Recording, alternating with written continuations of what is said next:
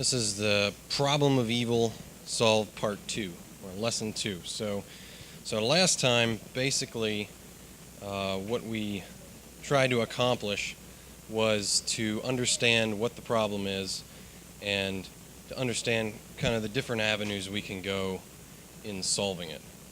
And we do have to have a solution if we want to remain Christian, because if you admit that there's a distinction between truth and falsehood, which is at the heart of Christianity, then you have to admit the law of non-contradiction.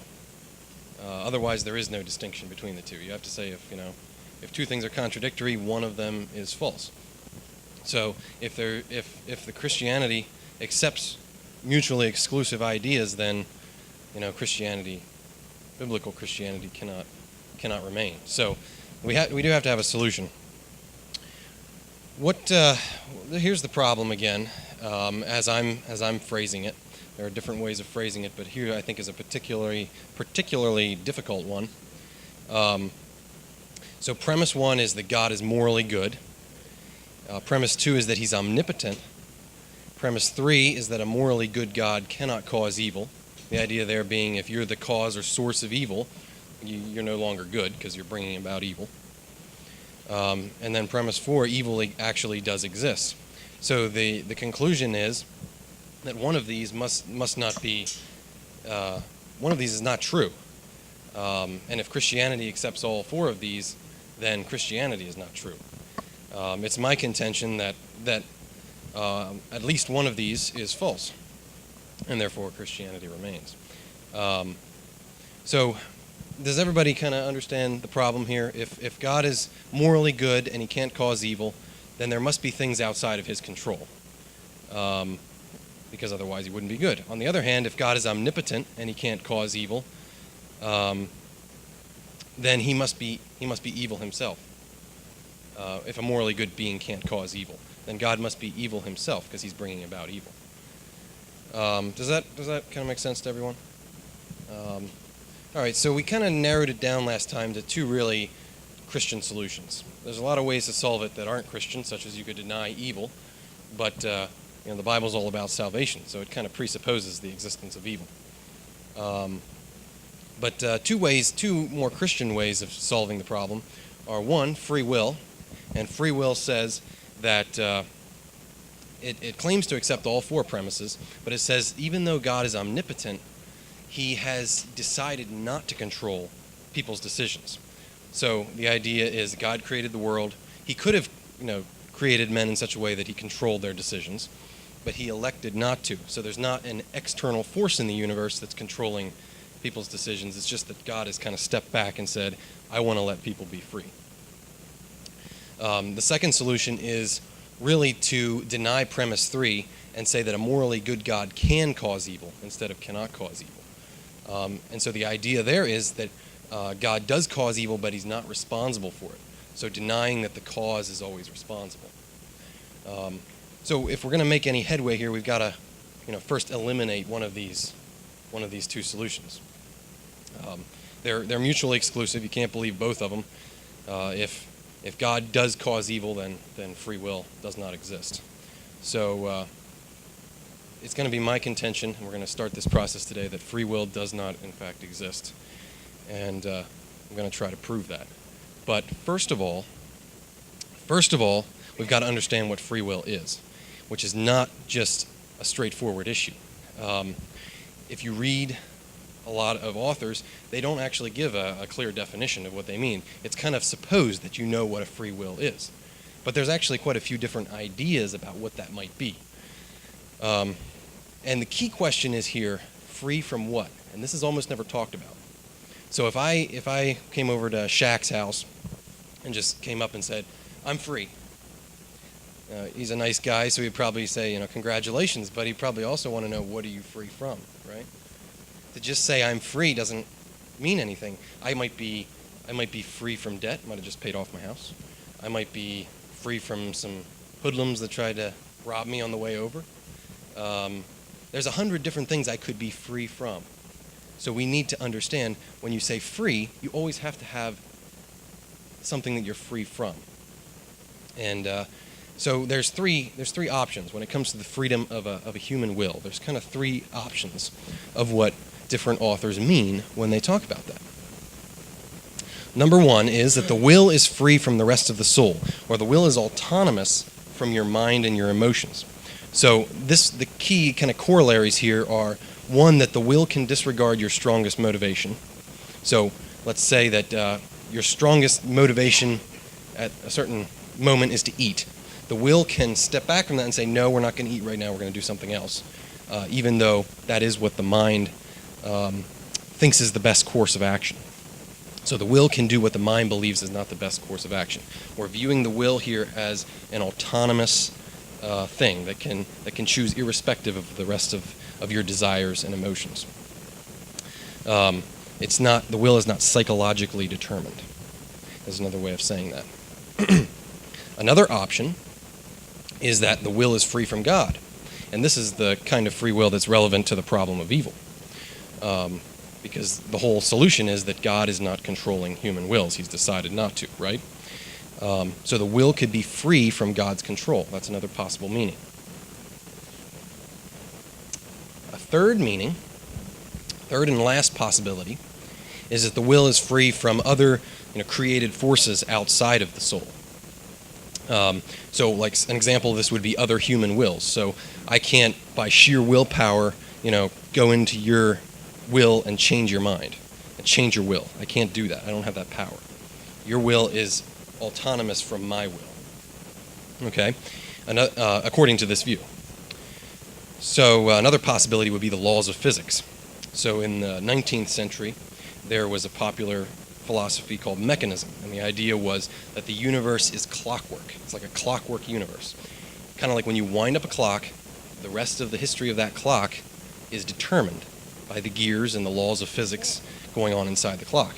So the idea would be that, maybe God wound up the clock, but the whole history of the world, if you knew all the laws of physics and the position and velocity of every particle in the universe, you could predict the rest of the history of the world.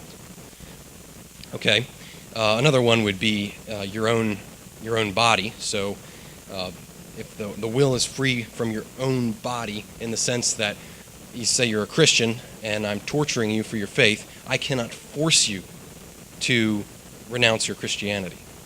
I cannot, by torture. You may elect to change your mind under torture, but I cannot force you to change your mind. And so many martyrs have gone to their death without changing their mind, because it's not possible to force it, according to this third meaning.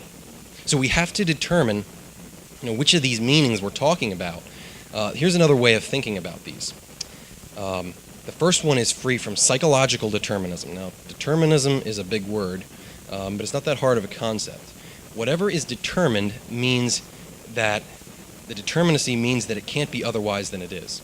So if the will comes to a fork in the road and it can go this way or this way, but not both, then determinism would say that the outcome of that decision is predetermined. It's in some way predictable. It's already determined how you're going to make the decision. According to psychological determinism, that is by the forces of the mind and the will the forces of the mind or emotions control the will in such a way that the will cannot choose to do anything other than what the mind decides that it needs to do. Does that make sense? The mind controls the will according to psychological determinism. Divine determinism is the idea that God controls everything, so that God, ordained every event and every decision, the outcome of every decision in history, such that when you come to a fork in the road, God has already decided which way you're going to go. And then you always end up deciding according to what God decided you were going to decide. Right? Does that make sense? All right. Lastly, you can encapsulate the last one by physical determinism, which is the idea, again, that the laws of physics govern everything that happens in the world. And if you knew, the location and velocity of every particle, you could predict theoretically how everything's going to interact, and you could predict all decisions and all events. So when we're looking at, free will, we have to determine which of these things, or all of them maybe, or some of them, is the will free from. Okay? Here is a breakdown of the Arminian view versus the Calvinist view. Okay, so Arminianism rejects all three of these. So you have a line through all three of them: psychological, divine, and physical determinism. So the end result is that the Arminian, or any other form of that view, the free will view, accepts that the will is completely indeterminate, such that when you come to a fork in the road, it really could turn out either way. It's not determined prior to that decision by any choice. The only way to know is to wait till it happens. Okay? That would be the Arminian view. Calvinism, on the other hand, has accepted both psychological and divine determinism. So psychological determinism, you can think about that. Usually that's talked about in terms of total depravity, such that if a man's being is totally depraved, his soul is totally depraved, he literally cannot choose to believe the gospel. Right? That is a central tenet of Calvinism, and that is psychological determinism. Okay? Calvinists have also accepted divine determinism, such that God has predestined people to some to salvation and some to reprobation, and the outcomes of their decisions in regard to whether or not they believe is predetermined by God. Thus, Calvinists believe in divine determinism as well. However, they've rejected, historically, physical determinism, which would be to say that even though, no matter what the laws of physics going on are, you can elect to actually disregard those. I mean, in other words, the mind or the will controls the body, not the body controls the will. Does that make sense? And you can see Calvinism and Arminianism have that in common. Both agree that the body does not control the will controls the body. So there is, in that sense, both Calvinism and Arminianism agree that the will is free from physical determinism. But that's where the agreement ends. After that, in terms of divine and psychological determinism, the two do not agree. And so the end result is that Arminianism says that the will is indeterminate. Calvinism says that the will is determinate. It's not determined physically, but it's determined psychologically and divinely. Does anyone want to interact with this idea at all? Does this make sense? Because this is central. You have to understand this first.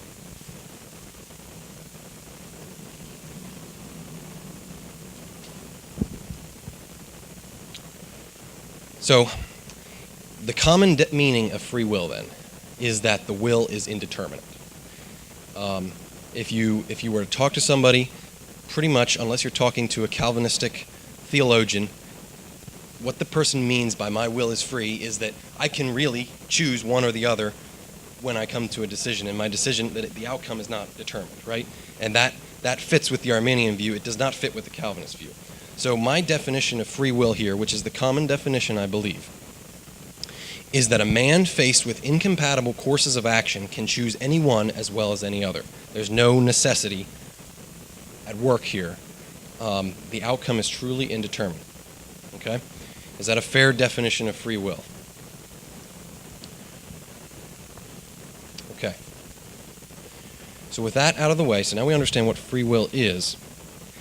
I've got two logical criticisms. So I'm going to try to disprove free will. I'm going to try to prove that it doesn't exist. And I've got logical reasons and scriptural reasons. So the logical reasons have to do with the fact that it doesn't fit with the rest of Christian doctrine. It's inconsistent with Christianity. And so the two criticisms are, first of all, free will and permission do not solve the problem of evil.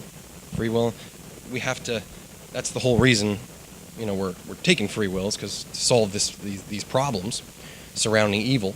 So do they actually solve the problems? Secondly, free will versus omniscience. Can free will, the fact that human decisions are indeterminate, be reconciled with the fact that God knows future decisions, knows the outcome of future decisions? Can those two be reconciled? So first of all, do free will and permission solve the problem of evil? And I want to use an analogy again to illustrate why not, that I used last week, which is, if a chemist creates a concoction of chemicals that is unstable, let's say it's indeterminate whether it's going to explode within the next 12 hours. Let's say it's a 50-50 chance that it's going to explode, so it's truly indeterminate. Let's say that chemist puts that in an orphanage.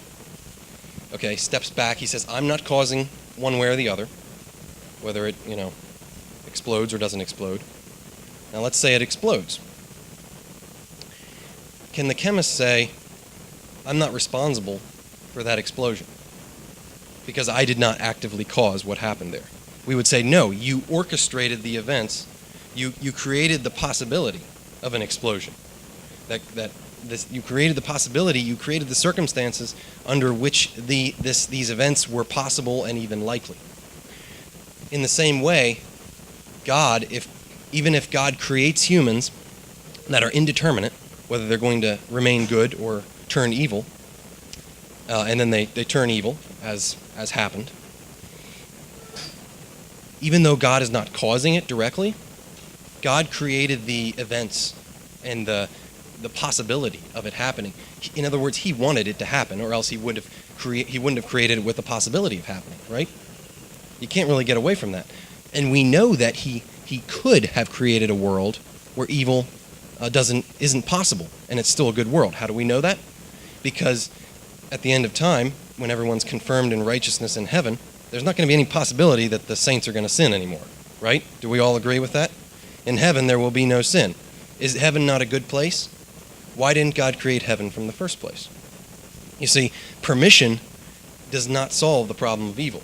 God is still responsible for evil, even if he created men indeterminate in their decisions. He's responsible, in other words, for the indeterminacy that gave rise to the evil. Okay. Second criticism. Can free will account for the fact that God knows future decisions? So the Bible's very clear that God knows the end from the beginning. And then we have all these prophecies, even like we looked at today, where God predicted future events that are predicated on human decisions. Okay. It would seem on the surface, if the decisions are indeterminate, how can God know the future? But there's a solution to this, a proposal. Here's the proposed explanation.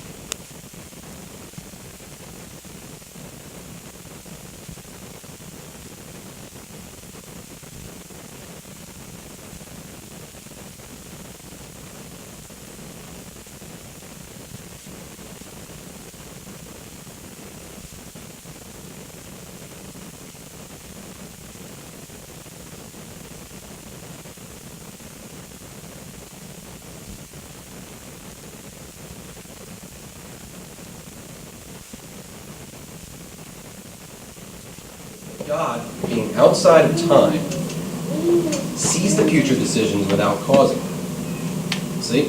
So timeline's down here of history, and we've got all these decisions going on which are indeterminate. As it go through history, though, God is up here. He can see this point and this point and this point all the same, right? From his perspective, they've already happened, or they are all happening at once, however you want to say it. But he can see the outcome of every decision without being involved in causing them. Okay? That's the view. This is a view of, for instance, C.S. Lewis and a host of other free will advocates like him. I've got a couple criticisms here. I don't think this works. I don't think this reconciliation works. And to start with, we just need to recognize if God knows future decisions, then they are determinate.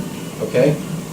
If God is up here knowing the outcome, and we're down here coming along our timeline, we come to the fork in the road.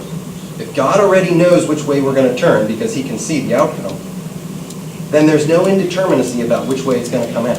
All right? Even if God's not causing the outcome, it's not indeterminate. So it is determined. So this kind of destroys the indeterminacy. Okay?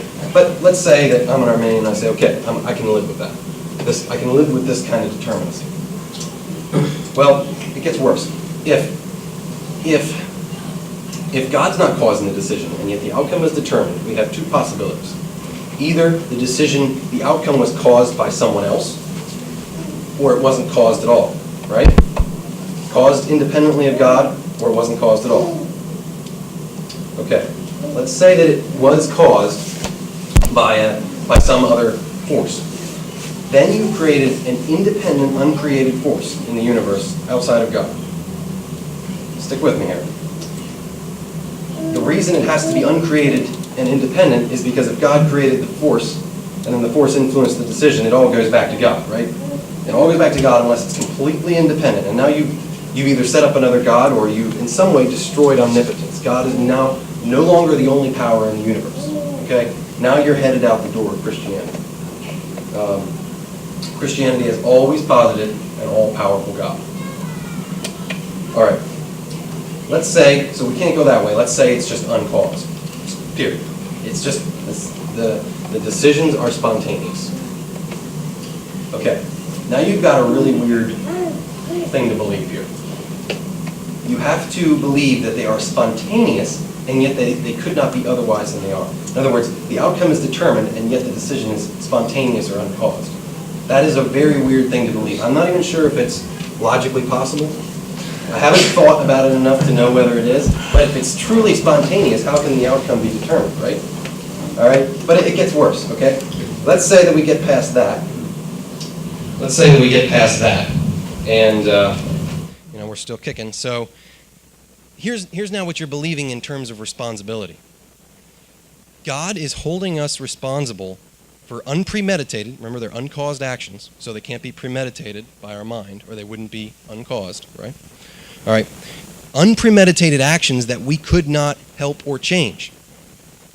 See, the outcome is determined because God knows the outcome, so we could not do otherwise than we actually did. And they're spontaneous, so we had no control over our wills, just spontaneously doing things, right? How am I responsible for something that doesn't even sound like I had any part in this? We land right back at all the problems that we've been trying to avoid with free will, right? These are the kind of knots that you get tied up in if you try to reconcile free will with omniscience. So what some Arminians have done is just said, okay, God's not omniscient. He doesn't have foreknowledge. He knows everything that is possible to know, but he doesn't have foreknowledge. And yet, the Bible says that he knows the end from the beginning.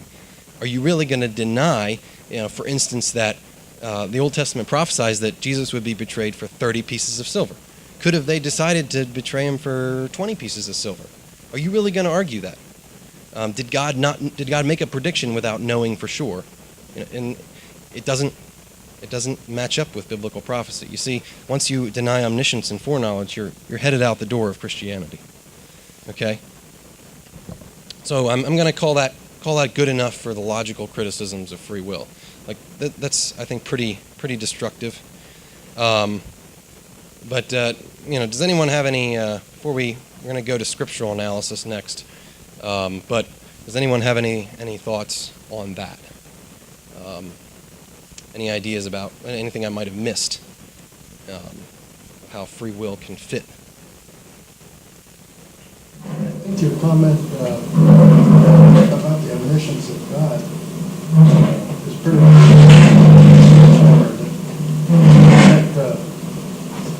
that drives the issue. I don't know how you get it out. Yeah, you can reconcile it with omnipotence by saying that God decided not to control it, but that he could. But you cannot reconcile it with foreknowledge. You cannot.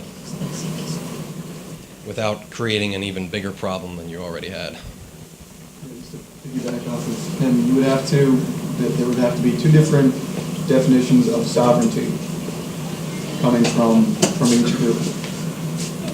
You know what I mean? You mean from the free will group versus the non-free will? Yes, they would have to have two completely different definitions of sovereignty. And one would have to be made independent of Scripture. Right? Right. It's very difficult this idea that God elected not to control human decisions. The statements about omnipotence in the Bible all have to do with what God does control. The Bible never talks about God electing not to control anything. I mean, it's logically possible, maybe, but it's very difficult to find it in the Bible. But even if you get past that one, the omniscience one is a harder nut to crack because of the future nature of it, the future knowledge that the Bible says that God has. So you've got to really, if you're going to believe in free will and you're going to be consistent, you really have to reject foreknowledge completely. And then you've got a lot of explaining to do, a lot of passages to explain once you've rejected on foreknowledge. So let's jump in if anyone has more things to say. But what we're going to try to do now, I'm just going to get started on this. I got one passage to talk about so far this week, and next week we're going to talk about more. So next week we're going to give a bunch of verses that prove that God does in fact control human decisions, and that he does in fact cause sinful decisions. The week after that, we're going to look at the verses that the free will advocates use to try to prove their view. So we're looking for a view that can account for all the passages of Scripture, that has an explanation that fits all of them. The free will advocates have a view that fits with some passages of Scripture, that they can create an interpretation that fits with them, but not the others.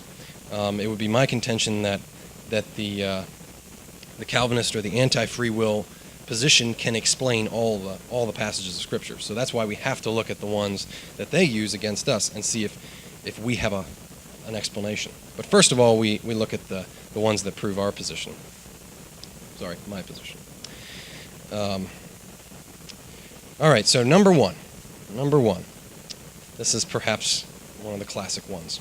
And the Lord said unto Moses, When thou goest to return into Egypt, see thou do all those wonders before Pharaoh, which I have put in thine hand. But I will harden his heart, and he shall not let the people go. Okay, this is pretty unambiguous. I will harden his heart. So here we have I, God, doing something to Pharaoh's heart that will cause him to not let the people go. Right? God is manipulating Pharaoh's heart here. This is action by God on Pharaoh's decision to bring about a certain outcome that God wants. Okay? This is pretty bad. Yeah.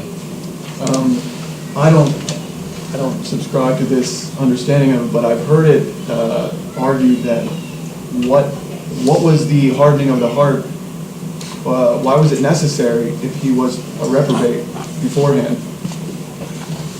Mm-hmm. If you mean if I understand what you're saying if the will was psychologically determined by his sinful nature, why did God need to manipulate his heart? Why did he need to harden his heart if he was already a rebel against God?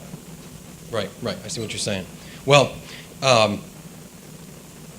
we have to recognize that different forms of determinism can be acting at the same time. No doubt, according to the Calvinist position, Pharaoh's heart was being hardened by his own nature.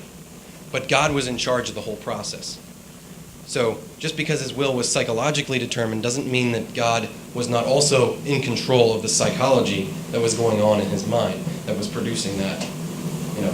Calvinism doesn't say that God does not normally act on the will directly. He generally uses the person's psychology to create the effect that he wants, right? So we're not denying, as the London Baptist Confession says, secondary causation. How do you deal with this as an Arminian? Well, one way would be to say that this is, isolated text. We cannot establish a doctrine on one text, right? Okay, let me give you some statistics. There are 18 times in the book of Exodus that say that Pharaoh's heart was hardened. 10 verses say that God did the hardening. 5 verses do not say who did the hardening, so it just says his heart was hardened. And 3 verses say that Pharaoh hardened his own heart. Okay, so that's 10-3. You cannot say that Moses didn't know what he was writing here. He said it 10 times in one book. He wanted us to know that God hardened Pharaoh's heart, right? He didn't have to say that. This is a theme of the book of Exodus that we're dealing with, not just an isolated text. And you can look these verses up if you're skeptical. But I've created a little pie chart here, just for because I like charts. So who did the hardening here? Blue is God, orange is Pharaoh, and yellow is unknown. Okay, so we've got over half the chart is God, and this little sliver is Pharaoh. Okay, Can there be any doubt that the writer of Exodus wanted to get across that God hardened Pharaoh's heart? This is a theme, all right? All right, so if you're an Arminian, how do you stay an Arminian and still believe these texts? Well, there's two free will answers. One is just simple dishonesty. Well, I'll show you about that in a second. The second is to focus on the 3 and try to forget about the 10. All right? So we'll just focus on the ones that say that Pharaoh hardened his own heart, and we'll say, well, they can't be in contradiction to the others, so we're just going to, believe those. All right. Dishonesty. The New World Translation translates Exodus 4:21 as, I will allow his heart to become obstinate. Now, does anyone know what the New World Translation is? Anyone know who? Jehovah's Witness. Yeah, that's right. Not a translation known for its honesty, but here's an example. So, is this a possible translation? Is this a possible translation? If it is, we have this idea of permission, right? Allow. So, here we are. God's stepping back, right? He's allowing Pharaoh to harden his heart. All right, let's look at some scholarship here. So this verb here, harden. That's the question is, what does that mean? Does it have an idea of permission in it? And I don't want you to just take my word for it. So I looked up some lexicographers here. So the word is katak, and it means basically to be strong. So this is from William Holiday in his lexicon. It's a popular lexicon today. So what you do, you see it says the PL stem there. When you're doing Hebrew, what you do is the verbs appear in different stems. So you have the basic verb that means be strong, and then it's got these different stems or forms that it appears in, which modify the meaning. So you got to look at what the stem is in this passage, which is the PL stem. So we go to Holiday, we find that the entry on katak, and then we go to the part where it talks about the PL stem and what it can mean. And then we look at the possibilities, and we see what could fit in this verse, right? That's how you do it. All right, so this is what he said. I haven't taken anything out here except for the technical references. This is what he says. Causative, make strong, firm, or strengthen. That's obviously the way the King James took it. Technical is to tie tight, gird, or repair. So you see, the idea of you repair a building, you make it strong. You can see how they got that meaning from this verb. You tie something tight onto a donkey, you make it strong, right? Number 3 is to support or to help somebody, to make them strong in the terms of helping them, right? All right. This is the complete entry here. Do you see any permission in this entry? These are all causative ideas, like you make something strong.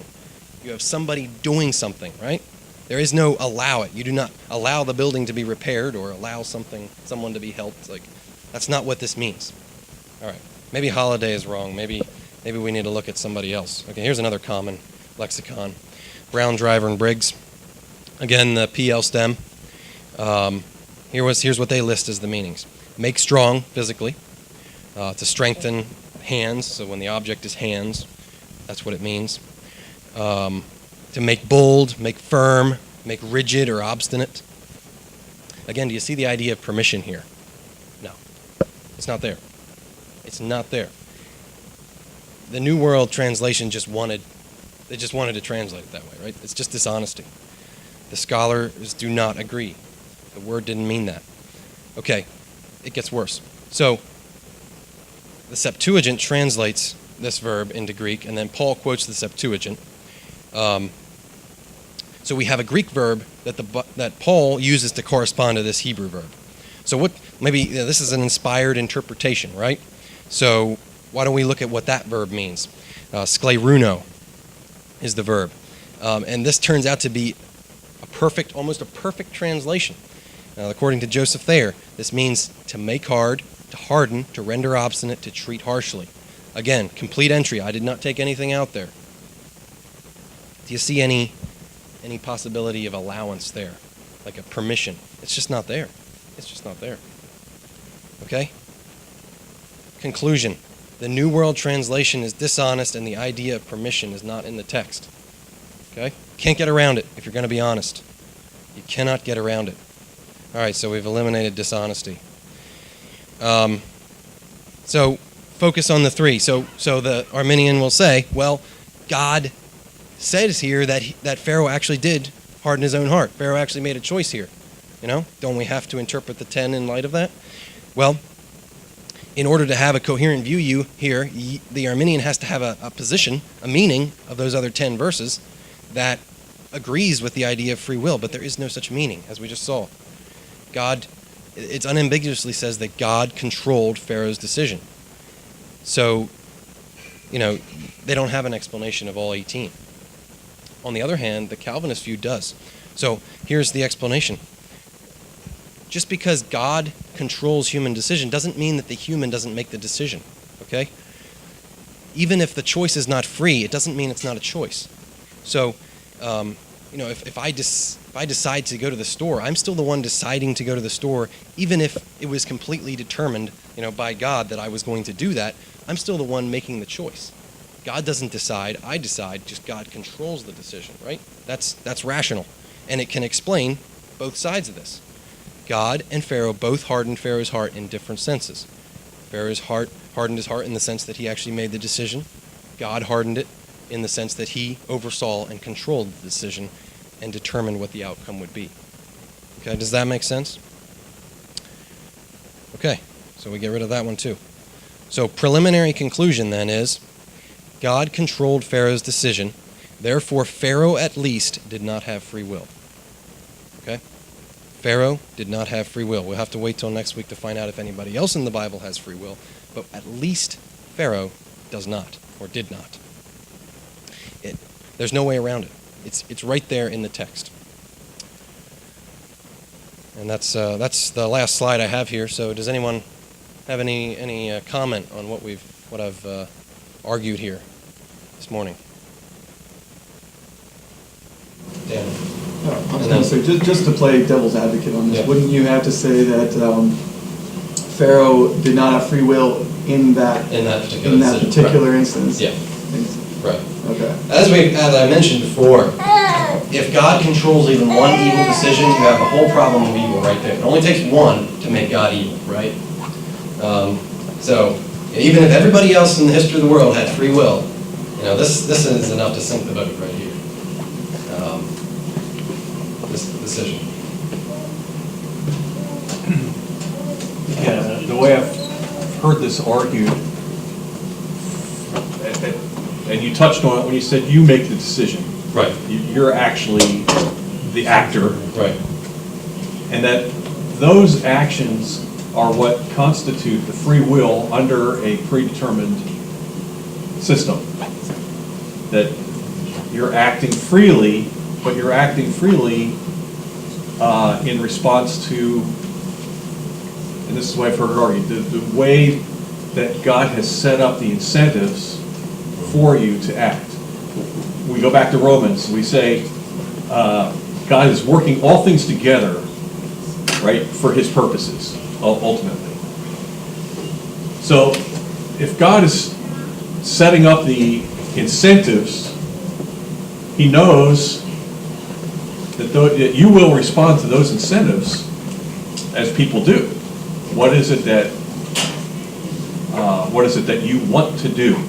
And so that you're the actor, you're making the decision, you're acting freely, so to speak, in response to the incentives that God has set up to predetermine what your actions are going to be. So that is the common Calvinist way of talking about it. Are you done? Yeah. Okay. My question is, what do you mean by free there? When you say that if you're saying that God, that your mind, your will is psychologically determined by what God has set up in your mind, in what sense then is the will free? And that's what Calvinists have struggled to answer. I think it's less confusing to say that the will is not free at all, and just throw free will out entirely. It's way less confusing, and it doesn't change the substance of the issue. Because substantially, you're still, as the Calvinist, you're still saying that the decision was completely controlled. Correct. In the end, all you're saying is that, in fact, the person did make a choice on the basis of those considerations, which is not a statement of freedom, it's a statement of control.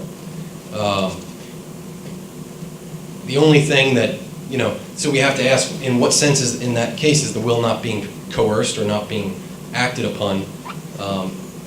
In what is the will free from? And in that case, the only thing that the will is free from is other people that might try to coerce the will, or the laws of physics or something like that. It's not free Except from. that those people are acting in response to their own incentives to try to act on you. And so that's all predetermined as well. Right, right.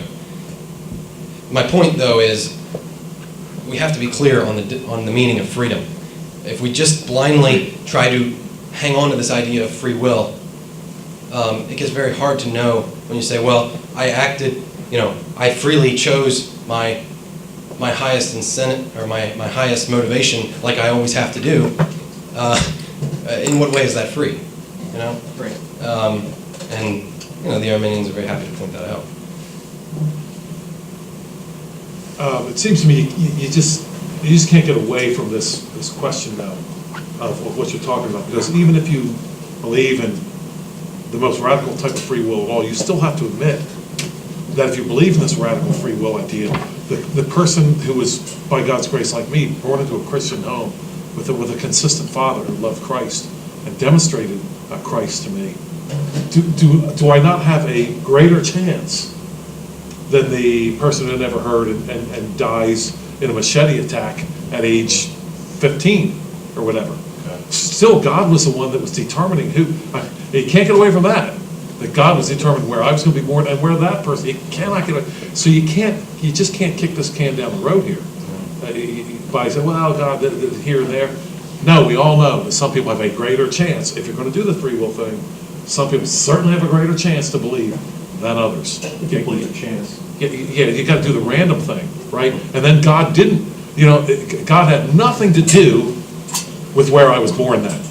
Right. You have to reject that idea as well. You have to. Like it just doesn't stop. What you have to get rid of when you want to hang on to free will just doesn't stop. You have to get rid of God's control almost entirely in order to preserve it. Are you, maybe I'm jumping ahead here, Connor, are you going to get into Romans 9 eventually? Or? Yeah, absolutely. This is a theme that comes back up in Romans 9. And there's a number of other themes, and we're going to look at these that come up. For instance, the potter and the clay. I want to look at that next week because, Paul brings that up. That potter-clay analogy, which I didn't realize till recently, actually has a long history in Old Testament prophecy.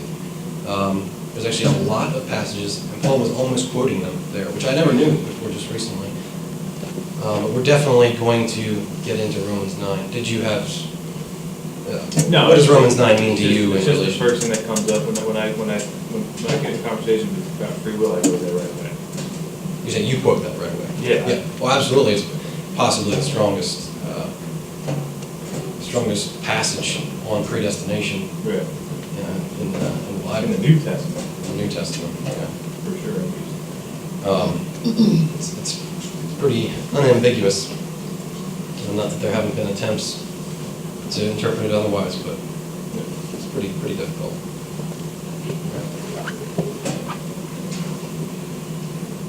Well, thank you very much for your attention.